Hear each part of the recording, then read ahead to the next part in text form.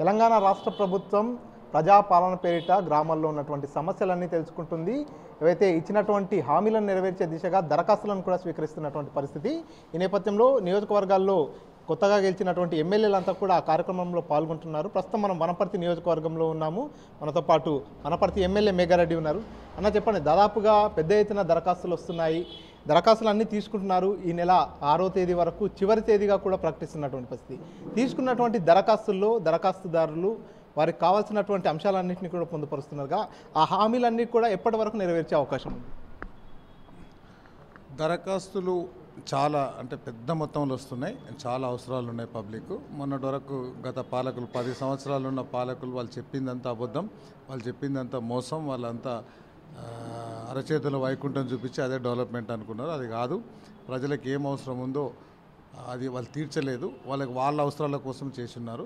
ఈ అప్లికేషన్స్ అన్నీ మేము 6 తారీఖు వరకు పెట్టినాం. అప్పటికి ఏదైనా డిమాండ్ ఉండి 2-3 డేస్ పెంచాల్సి వస్తే నిన్న మా సీఎం గారు చెప్పారు 2-3 డేస్ కూడా పెంచుతాం. పెంచిన తర్వాత దాన్ని ఫిల్టరైజ్ చేసి దాన్ని ఒకసారి చెక్ చేసేసి అధికారుల రిపోర్ట్ ఇచ్చి యూనిక్ కోడ్ ఒక్కొక్క అప్లికేషన్కి ఒక కోడ్ ఇచ్చేసి ఆ సీరియల్ నెంబర్ 1, 2, 3, 4 అని ఇచ్చేసి ఎంట్రీ చేసిన తర్వాత గవర్నమెంట్కి వెళ్ళిన తర్వాత మనం ఫస్ట్ ఏం చేద్దాం, నాకున్న ఇన్ఫర్మేషన్ అభయస్తాం. ఫస్ట్ ఈ మంత్ ఎండింగ్ ఫస్ట్ మన మహిళల అకౌంట్లలో ఫస్ట్ ఇంకోటి 2వ గ్యారంటీ చేయబోతున్నాం, 3వ గ్యారంటీ చేయబోతున్నాం. సో అట్లా 1 by 1 విత్ ఇన్ అంటే మేము కమిట్ అయినట్లు ఎవ్వరు కన్ఫ్యూజ్ అక్కర్లేదు. ఆ బీఆర్ఎస్ వాళ్ళకి బుక్కులు అవసరం లేదు, వాళ్ళు ఏం చేయక్కర్లేదు, వాళ్ళు సలహాలు ఇవ్వక్కర్లేదు. చెప్పిన ఇందిరమ్మ రాజ్యంలో, కాంగ్రెస్ పార్టీ రాజ్యంలో మేము ఈ నెలాఖరికల్లా ఇవన్నీ యాడింగ్, ఫీడింగ్ ఇవన్నీ డీటెయిల్స్ అన్నీ అయిపోయిన తర్వాత అక్కడ నుంచి 100 రోజుల లోపు అన్నీ మేము చెప్పిన 6 గ్యారంటీ ఫిలప్ చేస్తాం. సో మీరు చెప్తున్నారు మొదటగా మహిళల అకౌంట్లో 2,500 రూపాయలు ఈ పథకం ఇంప్లిమెంట్ అయ్యే అవకాశం ఎక్కువగా ఉందంటున్నారు. కానీ ప్రతిపక్ష నాయకులు మాత్రం దానికి సంబంధించి అకౌంట్ నెంబర్ అనేటటువంటి అంశాన్ని అక్కడ పొందుపరచలేదు. వారి అకౌంట్ నెంబర్ కూడా తీసుకోలేదు. ఎట్లా ఇస్తారు, అమలు కానీ హామీలు ఇవన్నీ అంటూ వారు విమర్శిస్తున్నారు.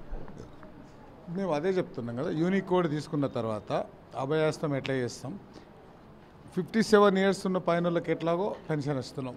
ఆ లోపల ఉన్నాయన్నీ ఇక్కడ తెలంగాణ రాష్ట్రంలో ఉన్న ప్రతి ఇంటిది, ప్రతి కుటుంబానికి, ప్రతి మహిళా సంఘాలు ఉంటాయి. అవన్నీ ఎట్లా తీసుకున్నాడో మాకు తెలుసు. వాళ్ళతో సలహాలు తీసుకునాల్సిన అవసరం మాకు లేదు. వాళ్ళు చెప్పిన కొంతమంది సన్యాసులు ఉన్నారు, 500కే సిలిండర్ వేస్తే సగం సిలిండర్ ఇస్తారని చెప్తారట. సో మేము ప్రతిపక్షాల గురించి మేము పట్టించుకోము. మాకు ఓట్లు వేసిన ఓటర్ దేవుళ్లకు, కష్టపడ్డ మా కాంగ్రెస్ లీడర్లకు, మా అధికారంలో తీసుకొచ్చిన కాంగ్రెస్ పార్టీని అధికారం తీసుకొచ్చిన తెలంగాణ ప్రజలకు, వనపర్తి నియోజక ప్రజలకు, ఏదుల మండల ప్రజలకు మేము ఎట్లా సేవ చేయాలో తెలుసు, ఎట్లా అకౌంట్ నెంబర్ తీసుకున్నాలో తెలుసు. మేము 6 గ్యారంటీలు ఎట్లా చేయాలో తెలుసు. 100% చేస్తాం. మీకు ఏమైనా డౌట్ ఉంటే ఈ క్వశ్చన్ నన్ను మెయిల్ అడగండి, మళ్ళీ మాట్లాడతాం. సో 100 రోజుల్లో 6 గ్యారంటీలు అమలు చేస్తామనేటటువంటి హామీ ఎన్నికల ముందు నుంచి కూడా చెప్పుతూ వస్తున్నారు. 100 రోజుల్లో అమలయ్యే అవకాశాలు ఉన్నాయా? 100% చేస్తాం. అందులో రెగ్యులర్ చేసేటివి ఒక 1 time సెటిల్మెంట్ అనేవి అవి అయితేనే ఉంటాయి. అందులో రెగ్యులర్ ప్రాసెస్ ఉన్నది ఓన్లీ ఫర్ ఇందిరమ్మ ఇల్లు. ఆ ఇందిరమ్మ ఇల్లు అనేది మాత్రమే ప్రయారిటీ కింద 1 by 1 చేసుకుంటూ పోతాం. మిగతా అన్నీ అయిపోతాయి. ఇందిరమ్మ ఇల్లు కూడా ఫస్ట్ ఫేజ్లో ఎంత కావాలి, సెకండ్ ఫేజ్లో ఎంత కావాలని అన్నీ చేస్తాం. అవి కూడా. సో ఈ ప్రజాపాలన కార్యక్రమం మీద చాలామందికి చాలా అపోహలు కూడా ఉన్నటువంటి పరిస్థితి. 6 తారీఖు తర్వాత ఏదైనా కరెక్షన్స్ ఉన్నా, కొంతమంది లబ్ధిదారులకు ఆ పథకం వర్తించకపోయినా ఎట్లా చేయాలనేటటువంటి అపోహలు కూడా ఉన్నాయి. మళ్ళీ ఈ ప్రక్రియ నిరంతరంగా ఉంటుందా, ఎట్లా ఉంటుంది? ఎస్ ఆ అపోహలకు మేము వాళ్ళ బీఆర్ఎస్ వాళ్ళు కన్ఫ్యూజన్లో పెడుతున్నారు మా ప్రజల్ని. మేము అదే చెప్తున్నాం, ఇది నిరంతర ప్రక్రియ. కాంగ్రెస్ పార్టీ అధికారంలో ఉన్న రోజులు ప్రతి 4 నెలలకు ఒకసారి, సంవత్సరానికి 3 సార్లు నడుస్తుంది. ఇప్పుడు మిస్ అయితే మనం 4 నెలల తర్వాత అప్లికేషన్ పెట్టుకోవచ్చు. ఏం కన్ఫ్యూజన్ లేదు. పబ్లిక్ అంతా క్లారిటీగా ఉన్నారు. మేము కూడా రోజు స్పీచ్లలో అదే చెప్తున్నాం. ఏం అరిబురి లేదు. 6 తారీఖు కాబట్టి ఇంకా 2 రోజులు లేట్ అయినా తీసుకుంటాం. అట్లా కాకుండా మళ్ళీ 4 నెలలకు ఒకసారి, సంవత్సరానికి 3 సార్లు, 12 నెలలు ఉంటుంది, 3 సార్లు ఈ అభయహస్తం కార్యక్రమం ఉంటుంది. సో పార్లమెంట్ ఎన్నికలు సమీపిస్తున్న నేపథ్యంలోనే ప్రజాపాలన అనేటటువంటి కార్యక్రమాన్ని తీసుకొచ్చారు. పార్లమెంట్ ఎన్నికల కోసమే ఇదంతా చేస్తున్నారు. ఆ హామీలు ఏవి కూడా అమలుకు సాధ్యం కానివంటూ ప్రతిపక్షాలు అన్నారు కదా, ఎవరైతే ఆ ప్రతిపక్ష వనరులతో చర్చకు పెట్టుకుందాం. వాళ్ళు 2018 బిఫోర్ మేనిఫెస్టో ఇచ్చారు.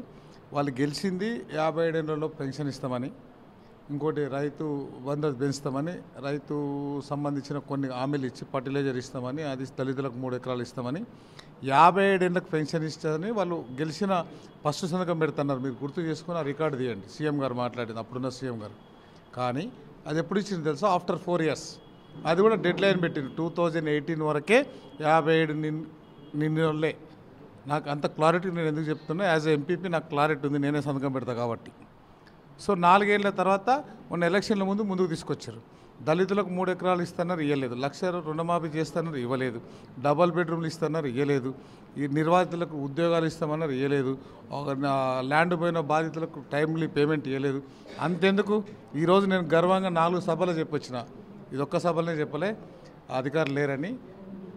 నాకు తెలిసి 2 సంవత్సరాలు అయింది తెలంగాణ రాష్ట్రంలో రిచ్ స్టేట్ అని చెప్పుకునే తెలంగాణ రాష్ట్రంలో మా గ్రాఫ్ ఇట్లా ఉంది, మా జీడీపీ ఇట్లా ఉంది అని చెప్తాడు కదా, ఇంగ్లీష్లో 4 మనకి వాళ్ళ ముక్కలు చెప్తారు. సో ఇక్కడున్న ఇంగ్లీష్ వానికి అక్కడున్న ఇంగ్లీష్ వానికి అతి తెలివి అతి ఎక్కువ చదువుకున్న వాళ్ళకి నేను చెప్తున్నా, ఈ రోజు వరకు లాస్ట్ 2.5 సంవత్సరాల నుంచి గవర్నమెంట్ ఉద్యోగస్తులకు 15 తారీఖు 20 తారీఖు మధ్యలోనే జీతాలు పడ్డాయి. నేను గర్వంగా చెప్తున్నా, మేము ఎలక్ట్ అయ్యి నెలనే అయింది, ఈ రోజున నెల రోజుల్లో ఫస్ట్ 3 తారీఖు నాడే మేము తెలంగాణ రాష్ట్రంలో శాలరీ చేసిన చరిత్ర కాంగ్రెస్ పార్టీని మీరు కనుక్కోండి. సో ఈ ఏదైతే ప్రజాపాలన కార్యక్రమంలో భాగంగా ఈ దరఖాస్తులతో పాటు ముఖ్యంగా తెల్ల రేషన్ కార్డుకు సంబంధించినటువంటి దరఖాస్తులు ఎక్కువగా వస్తున్నాయి. వీటిపై ప్రజలకు ఎటువంటి స్పష్టత ఇస్తారు? ఎప్పటి వరకు తెల్ల రేషన్ కార్డుల మంజూరు కావచ్చు, ఆ దరఖాస్తుల ప్రక్రియను ఎప్పుడు ప్రారంభించబోతుంది? ప్రజలు కన్ఫ్యూజ్ అవుతారనే ఈ అభయస్థం ఆ ఫామ్లో 6వ ఆప్షన్ రేషన్ కార్డు పెట్టాల్సి ఉంటే పెట్టలేదనైతేనే అది కానీ ధరణి ఇష్యూ కానీ ఇంకో ఇష్యూ కానీ అన్ని వైట్ పేపర్ మీద రాసి ఇవ్వమని చెప్తున్నాం. ఈ రేషన్ కార్డుకు సంబంధించి కొన్ని గైడ్లైన్స్ చేస్తున్నాం, అంటే ఎవరెవరికి ఇవ్వాలి ఎవరెవరికి ఇవ్వకూడదు. ఇప్పుడు అంతా అది వైట్ రేషన్ కార్డు అని అదని కొంచెం కన్ఫ్యూజన్స్ ఉన్నాయి. ఇన్కమ్ ట్యాక్స్ ఉన్న వాళ్ళకు ఇవ్వకూడదా, గవర్నమెంట్ ఎంప్లాయీస్కి కొన్ని గైడ్లైన్స్ స్టార్ట్ అవుతూ ఉన్నాయి. ఎట్ ది సేమ్ టైం ఆ రైతు బంధు కూడా కొన్ని గైడ్లైన్స్ స్టార్ట్ అవుతున్నాయి. రైతు బంధు ఎగ్జాంపుల్ ఏదైనా విలేజ్ ఉంది, ఆ గుట్టలు కనిపిస్తుంటాయి, దానికి పట్టపుక్కుంటే దానికి కూడా డబ్బులు వేస్తాం. సో అట్లాంటి వేయం కాంగ్రెస్ పార్టీ. ఎగ్జాంపుల్ గ్రామ కంట ఉంటుంది, ఈ గ్రామ కంటలో పాస్బుక్ ఉంటుంది ఒక రైతుకు, సో వాళ్ళకు కూడా రైతు బంధు వస్తుంది. అట్లా కాకుండా ఎవరైతే పంటలు వేస్తారో వాళ్ళకే 5,000 పెంచి 15,000 వేయాలని మా సర్వే చేస్తున్నాం, గైడ్లైన్స్ రెడీ అవుతున్నాయి. ప్రతి దానికి మా దగ్గర ఒక కమిటీ చేస్తున్నాం, అన్నీ చేస్తున్నాం. మా గవర్నమెంట్ చాలా సీరియస్ చేస్తుంది. ఆయన కూడా జెడ్పీటీసీ నుంచి ఎమ్మెల్యే నుంచి ఎంపీ అక్కడ పోయిండు. మేము కూడా సర్పంచ్ నుంచి ఇక్కడ వచ్చినాం. మేము ఏం చేయాలో తెలుసు, ప్రజలకు మేము ఎందుకు మాట ఇచ్చినామో తెలుసు. అన్నీ చేసి పెట్టే బాధ్యత మా కాంగ్రెస్ పార్టీ తీసుకుంటుంది. మొన్న జరిగినటువంటి అసెంబ్లీ ఎన్నికల్లో ఉమ్మడి పాలమూరు జిల్లాలోని 14 నియోజకవర్గాల్లో 12 నియోజకవర్గాల్లో కాంగ్రెస్ పార్టీ గెలిచింది. రాబోయే పార్లమెంట్ ఎన్నికల్లో ఎట్లా ఉండబోతుంది? 2 పార్లమెంట్ నియోజకవర్గాలు ఉన్నాయి ఉమ్మడి జిల్లాలో, ఎట్లా ఉండబోతుంది? అవుట్ ఆఫ్ 17లో ఒకటి ఎంఐఎం గెలుస్తుంది, బీజేపీ వాళ్ళు 2 నుంచి 3 గెలుస్తారు, కాంగ్రెస్ పార్టీ 12 గెలుస్తుంది, బీఆర్ఎస్ 1-2 గెలుస్తుంది. మీరు రాసి పెట్టుకోండి. అంటే వనపర్తి నియోజకవర్గం నుంచి పోటీలో ఉన్నటువంటి సీనియర్ నాయకుడు చిన్నారెడ్డి గారు ఈసారి ఎంపీగా బరిలో ఉండేటటువంటి అవకాశం కనిపిస్తుంది. సో ఎంపీగా ఒకవేళ చిన్నారెడ్డికి టికెట్ కనుక కేటాయించినట్టయితే మీరంతా కూడా మద్దతు తెలిపే అవకాశం ఉందా, లేకపోతే కాంగ్రెస్ పార్టీలో ఏమైనా విభేదాలు ఉన్నాయా? మీరు కొంచెం కన్ఫ్యూజ్ అయినట్టు. Nagar Kurnool reserved constituency, so SC reserved constituency, Chinna Reddy గారికి ఛాయిస్ లేదు. సో మామనార్ నుంచి చేసి అధిష్టానం చేసి మెగారెడ్డిని వాడుకొని మామనార్ వైపు పని చేయంటే చేస్తాం. మేము పని చేస్తాం. మహబూబ్నగర్ నుంచి మీ నియోజకవర్గానికి సంబంధించినటువంటి చిన్నారెడ్డి గారు, అదేవిధంగా శివసేనారెడ్డి కూడా, వీరిద్దరు కూడా టికెట్ ఆశిస్తున్నట్టు సమాచారం. మేము కాంగ్రెస్ పార్టీ లైన్లో ఉన్నాం. కాంగ్రెస్ పార్టీ ఎమ్మెల్యే నేను. కాంగ్రెస్ పార్టీ ఏడవైపు పని చేయమంటే చేస్తాం. పగలపూట ఒకటి రాత్రిపూట ఒకటి మెగారెడ్డి మాట్లాడాడు. మొత్తం పగలు మాట్లాడినా రాత్రి మాట్లాడినా ఒకటి సింగిల్ లైన్ సింగిల్ ఎజెండా, మాట తప్పడు. సో మీ నియోజకవర్గంలో కూడా కొంత అవిశ్వాస తీర్మానాలు ప్రవేశపెడుతున్నారనేటటువంటి చర్చ కూడా కొనసాగుతుంది. అంటే ఏంటి ఇదంతా రివెంజ్ ప్లాన్ అనుకోవచ్చా, లేకపోతే ఏంటో? 100% రిటర్న్ గిఫ్ట్ ఇస్తాం కదా. మాది కూడా రాజకీయ పార్టీ కదా, ఎందుకు ఏం బరాబర్ ఇస్తాం. వనపర్తిలు ఇస్తాం, స్టేట్లు ఇస్తాం, 100% ఇస్తాం.